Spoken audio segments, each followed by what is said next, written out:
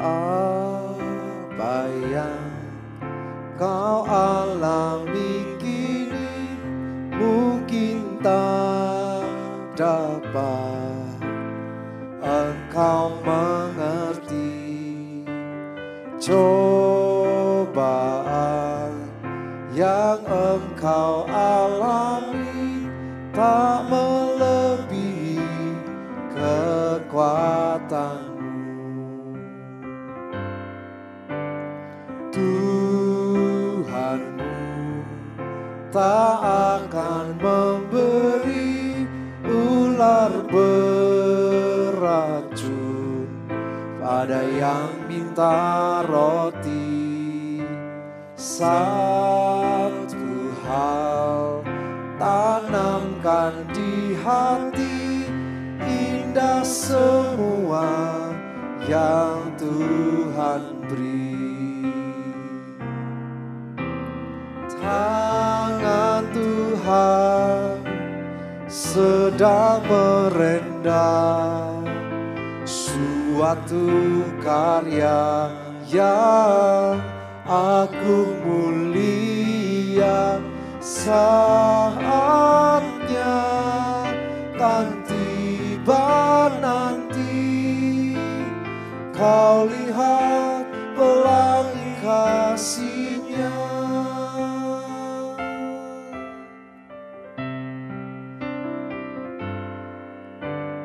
Tuhanmu tak akan memberi ular beracun pada yang minta roti.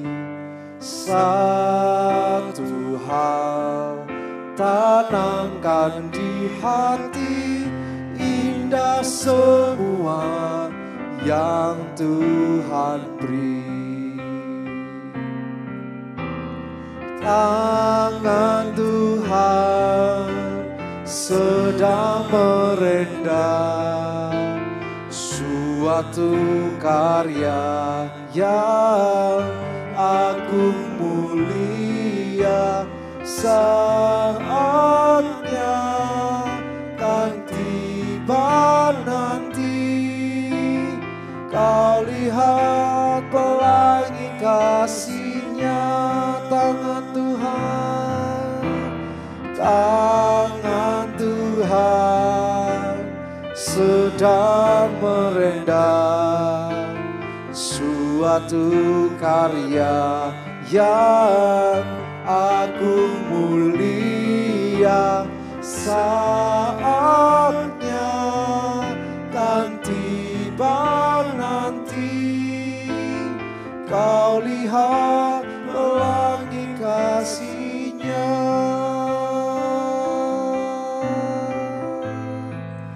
Haleluya Yesus, kami percaya Kau Tuhan. Haleluya Yesus, kami serahkan hidup kami dalam tangan-Mu Tuhan, sebab Engkau membentuk hidup kami semakin serupa seperti Engkau Yesus. Ajar kami, tuntunlah kami, berfirmanlah Tuhan, berfirmanlah dalam hidup kami. Oh Yesus, haleluya,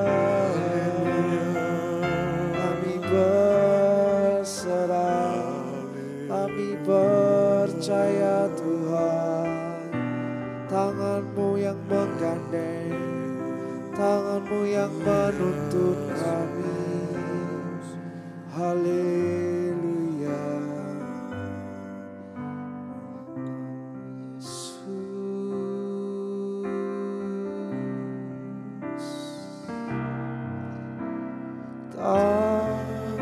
Tuhan sedang merendah suatu karya yang agung mulia, saatnya kan tiba nanti. Kau lihat pelangi kasih-Nya, tangan Tuhan sedang merendah suatu karya yang agung mulia, saatnya kan tiba nanti. Kau lihat pelangi kasih-Nya, kau lihat pelangi kasih-Nya, kau lihat pelangi kasih-Nya.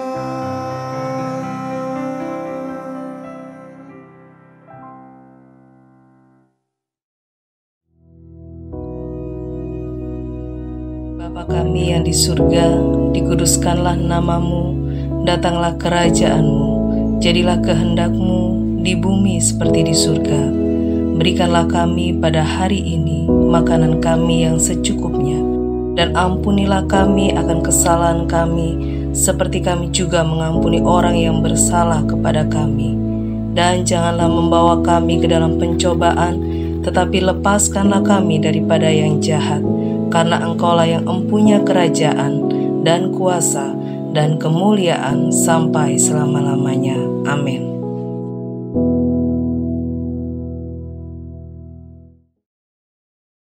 Shalom, selamat pagi. Berjumpa kembali di Early Morning Devotion. Dan pagi hari ini sebelum saudara beraktivitas, mari kita sejenak merenungkan firman Tuhan, merenungkan kebaikan Tuhan dalam kehidupan kita. Kita mau sama-sama lihat dalam Yesaya pasal 55 ayat yang ke-6 sampai 9. Firman Tuhan berkata, "Carilah Tuhan selama Ia berkenan ditemui, berserulah kepadanya selama Ia dekat." Nah, sampai di sini dulu ayat yang ke-6. Carilah Tuhan selama Ia berkenan ditemui, berserulah kepadanya selama Ia dekat. Ayat ini, kalimat ini bukan berarti Tuhan akan ada saatnya Dia tidak bisa ditemui. Atau Tuhan ada saatnya Dia ngambek tidak mau ditemui. Tetapi ayat ini adalah sebuah ultimatum yang diucapkan oleh Yesaya untuk melawan pengajaran sesat pada saat itu. Dan saya tidak tahu apakah di zaman modern saat ini, apakah ada pengajaran yang juga sama menyesatkan, ya. Sebab ada pengajaran yang begini, manusia itu tidak perlu cari Tuhan, tidak perlu usaha untuk cari Tuhan. Dan juga ada yang begini, tidak perlulah mengaku dosa, minta ampun pada Tuhan. Percuma mengaku dosa, sudah diampuni sebelum kita meminta ampun. Yang penting itu percaya, yang penting itu percaya saja pada Tuhan. Nah, ini dia.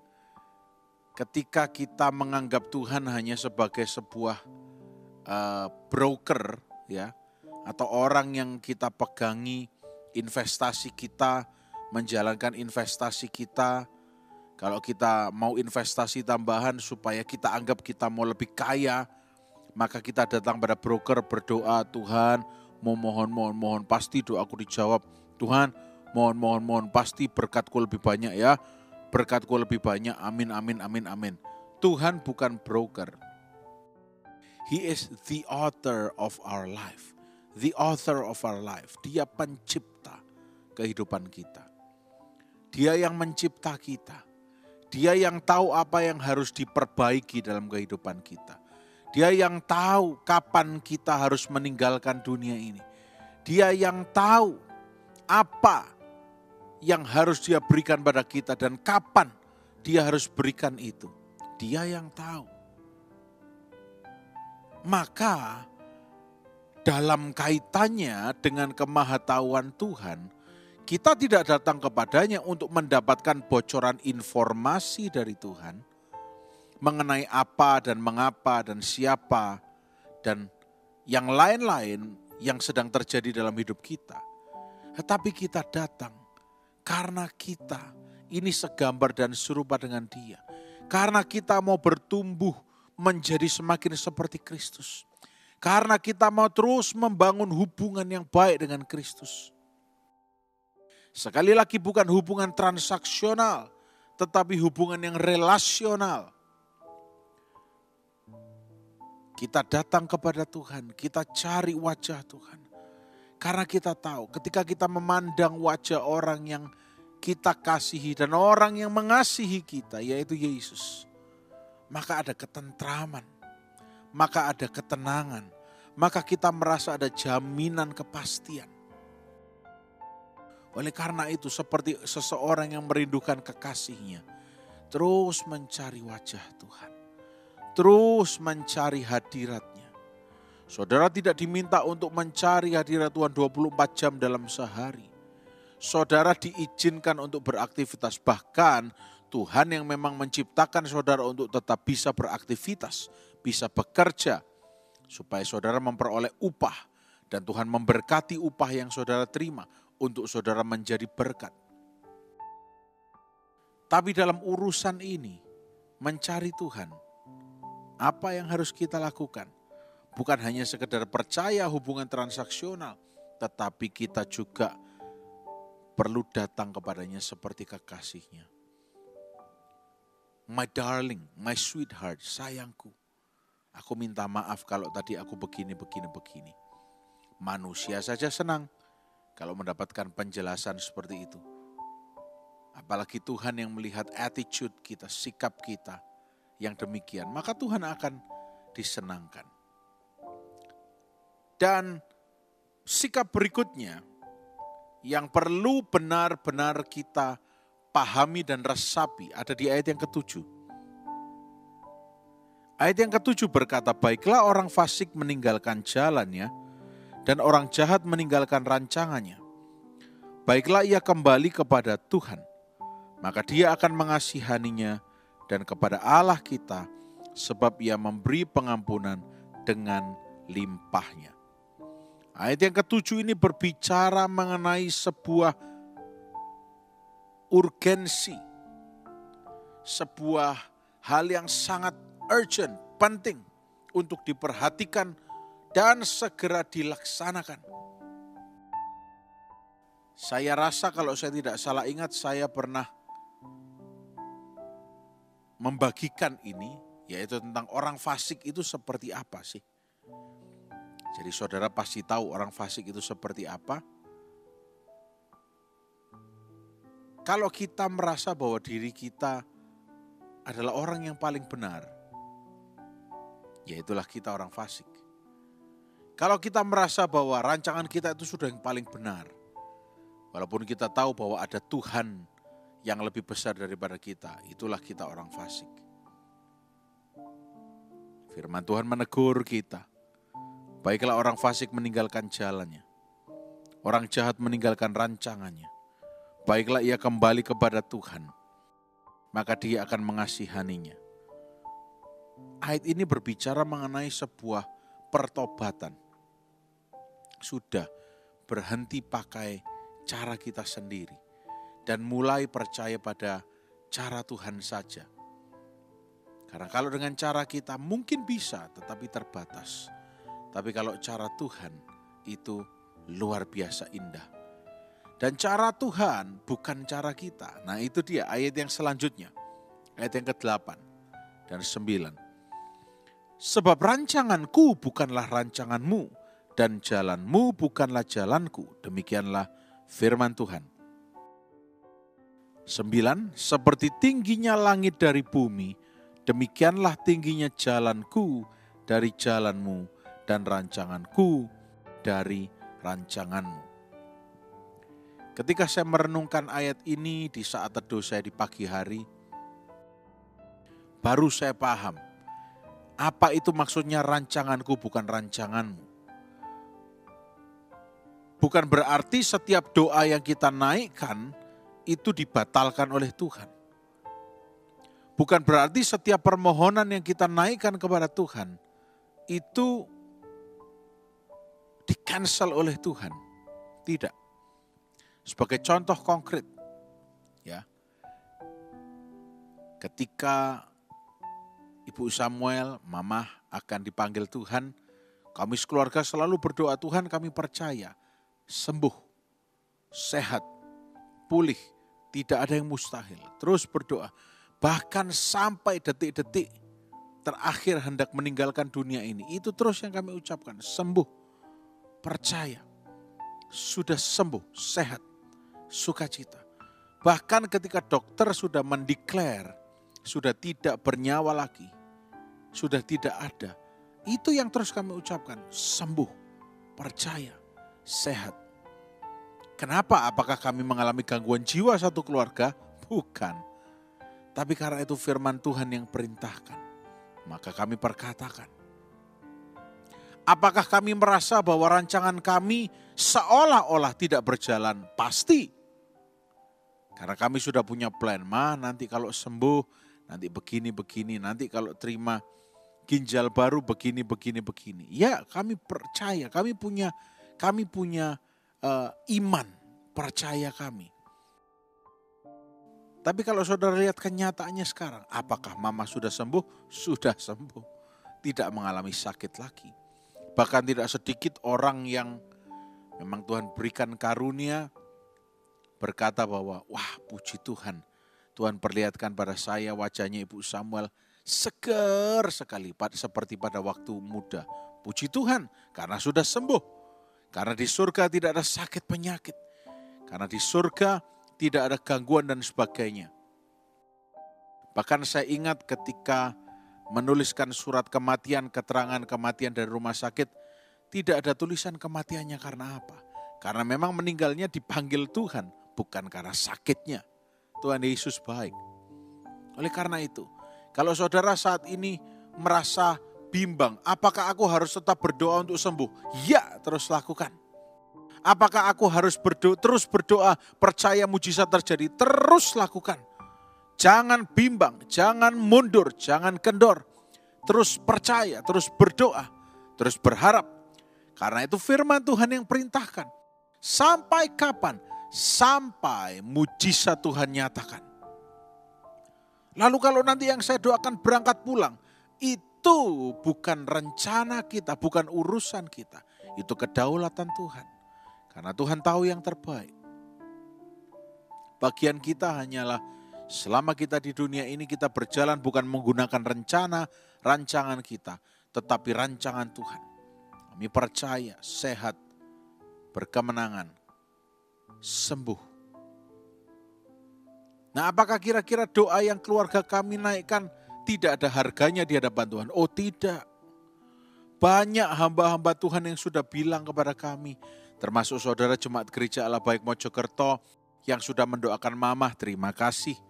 Dan hamba-hamba Tuhan itu bilang, Pak, Tuhan bilang jelas kepada saya, umur Ibu Samuel ini sudah diperpanjang beberapa tahun. Itu karena doa setiap orang percaya. Puji Tuhan, doa saudara berkuasa. Doa saudara itu manjur. Jangan dengarkan iblis yang berkata doamu tidak didengar. Tidak, doamu berkuasa. Ayo mulai saat ini bangkit. Ketahuilah bahwa doa orang benar bila dengan yakin didoakan sangat besar kuasanya. Kematian sekalipun bukanlah akhir dari segalanya. Karena doa Anda yang didengar oleh Tuhan, Tuhan kabulkan. Itu hanyalah masalah kehidupan yang Tuhan sudah nyatakan selesai atau belum. Setiap orang akan dipanggil Tuhan kapanpun, dimanapun. Karena Tuhan yang berdaulat. Tapi masalahnya di sini seringkali iblis yang menghancurkan, pikiran manusia dengan kebimbangan dan mengatakan, untuk apa kamu doa? Untuk apa cari Tuhan? Oh, terus berdoa, terus cari Tuhan. Karena itu ada manfaat yang besar yang akan terjadi. Terus maju. Jemaat Gereja Allah Baik Mojokerto dan siapapun dimanapun yang mendengarkan pagi hari ini, terus berdoa, terus percaya, terus berkatakan akan melihat kebaikan Tuhan. Dia tidak akan ingkari janjinya. Dan kami pun sekeluarga merasakan walaupun ditinggal oleh mama, Tuhan begitu memberi penghiburan dalam kehidupan kami. Penghiburan dalam hal apa saja, banyak. Tuhan membebat hati kami dengan damai sejahtera yang terus Tuhan nyatakan. Setiap kali yang kami ingat bukan kengerian-kengerian, tetapi yang kami ingat adalah good memories, memori-memori yang indah yang Tuhan sudah buat bersama dengan mama, dengan kami sekeluarga. Ya, Tuhan Yesus baik. Karena itu jangan sampai buka celah kepada iblis. Jangan sampai tertipu oleh iblis. Tetap percaya akan rencana Tuhan. Tetap memperkatakan iman sesuai dengan firman Tuhan. Karena firman Tuhan tidak pernah gagal. Maka sekarang bagi saudara yang sudah kehilangan atau pernah kehilangan, tidak ada alasan untuk undur dari Tuhan. Karena Tuhan masih baik pada kita semua. Tidak ada alasan untuk kecewa pada Tuhan. Karena Tuhan masih punya rencana besar untuk saudara dan saya. Pagi hari ini, renungkan itu baik-baik. Dan setelah ini selesai, ambil sikap doa dengan Tuhan. Minta ampun kalau kita kecewa. Minta ampun kalau kita undur. Kembali lagi dekat dengan Tuhan. Cari Tuhan terus. Berdoa sungguh-sungguh. Sesuatu akan terjadi. Percaya akan melihat kebaikan Tuhan. Haleluya. Mari kita berdoa. Tuhan, Engkau Allah yang sangat baik. Pagi hari ini firman-Mu sudah disampaikan. Dan biar di dalam nama Tuhan Yesus Kristus, kami diberkati. Sehat, dibungkus dengan darah Yesus. Kami berdoa dan mengucapkan syukur dalam nama Yesus Kristus. Haleluya. Amin. Selamat pagi, Tuhan Yesus memberkati.